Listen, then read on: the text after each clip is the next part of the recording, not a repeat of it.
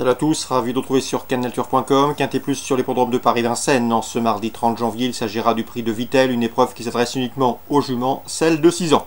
A priori, les juments entraînés hors de l'hexagone semblent en mesure de s'y tailler la part du lion, à commencer par le numéro 5, Cash Broda, qui présente un palmarès digne d'intérêt, 10 victoires en 20 courses courues, un succès récent à Jägersro en Suède le 13 janvier, preuve de sa bonne condition physique, même si elle manque de références sur les parcours de tenue. Je la pense capable de débuter victorieusement sur notre sol. Je lui poserai le numéro 7, Darling Orline, qui est elle aussi, fille de Willy Cash, va débuter sur notre sol avec des prétentions. Elle a couru au niveau groupe 1 dans son pays, en Suède. Elle est confiée à Eric Raffin, mieux vaut donc la suivre d'entrée de jeu. Attention également au numéro 11, Ty Goodwill, qui était sous la férule de Sébastien Garato l'hiver dernier. Elle a désormais sous l'effectif de Björn Goop. Elle a déjà eu l'occasion de s'illustrer et de faire l'arrivée à Vincennes. Elle a terminé 4e d'un quintet l'hiver dernier. On s'en méfiera.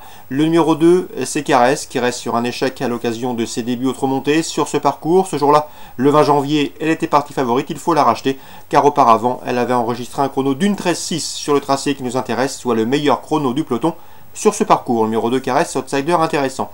Le 17, Terra del Rio, entraînée en Italie, a déjà couru à 4 reprises à Vincennes, 2e en mai 2017. Elle a des références donc sur l'anneau parisien. Elle sera pieds nus, l'engagement est bon. Mieux vaut donc la conserver également dans un jeu. Le numéro 1, c'est Trecadero Rex, qui est absente depuis le début du mois d'octobre. La date d'une deuxième place enregistrée à Enghien dans un lot correctement composé. Ici, elle est déférée les 4 pieds pour cette reprise de contact. Il ne faudrait donc pas être étonné de la voir s'illustrer d'entrée de jeu. Pour les places, je retiendrai 2 juments françaises. Le 12, Contrée d'érable, toujours présentée à bon escient à Paris. Elle a couru à 4 reprises à Vincennes sur la grande piste. Résultat, une victoire et 2 places de 2e. Pour son retour sur un parcours de tenue à sa convenance, elle mérite une note de méfiance.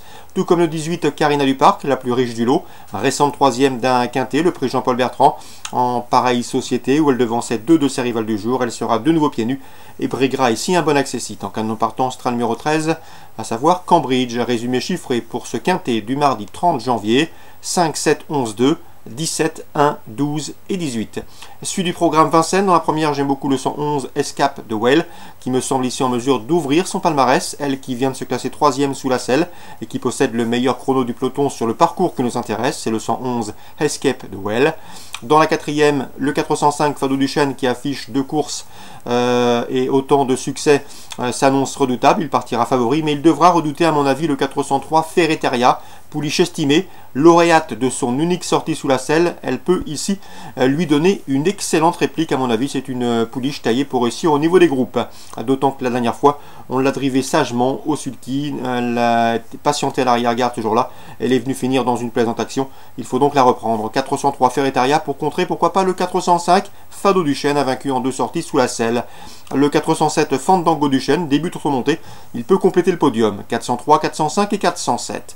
Dans la 5e, j'aime beaucoup le 508 Dominicana, qui avait enregistré un chrono d'une 11,5 l'an dernier sur le parcours qui nous intéresse. Ici, ça doit suffire pour jouer les premiers rôles. Elle devra surtout redouter le 503 Dark Knight Love, qui l'a prouvé qu'elle valait une épreuve comme celle-ci. Donc la 5e, le 8 et le 3. Je résume tout ça pour Vincennes. La première, le 11.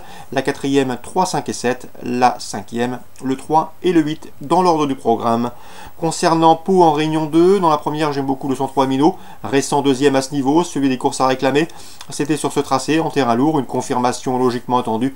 Il retrouvera sur sa route le 105, One Sweet, qui reste sur 2 podiums sur cette piste et à ce niveau. Le dernier en date obtenu derrière le premier cité. 103 et Minot, 105 One Sweet pour des jeux simples et des jumelés. La deuxième, j'aime beaucoup le 201 Saham. Il a 12 ans, mais il est toujours un gambe. Il est chaque fois réservé pour cet hiver et le cross palois. Il a remporté cette course en 2016. Il est tombé l'an dernier. Je le pense capable, une nouvelle fois, d'épingler cette course à son palmarès. Le 201 Saham, à mon avis, il a la pointure de cette course. La 6e, on reprendra le 602 Ezekiel de Kerser, qui s'est imposé avec de la marge le 12 janvier sur le parcours qui nous intéresse. Rien ne s'oppose à une confirmation, c'est le 602 Ezekiel de Kerser. Et enfin, dans la 7e, je vous conseillerais 3 chevaux pour découpler. Le 703 Eurasien, qui vient de s'imposer sur cette piste, mais en haie. Il débute sur le steeple avec de solides prétentions. Ses 2 plus dangereux rivaux devraient être le 701 Émir Sacré et le 702 Échiquier qui ont en commun de rester sur un podium sur ce steeple, dans cette discipline. Donc la 7e, 703 Eurasien, l'opposition, le 1 et le 2. Je résume tout ça pour Pau Réunion 2 rapidement. La première, le 3 et le 5. La deuxième, le 1 en jeu simple. La 6e, le 2 en jeu simple également. Et la 7e, 1, 2 et 3 dans l'ordre du programme. Bon jeu à tous, bon début de semaine et à demain pour une nouvelle émission.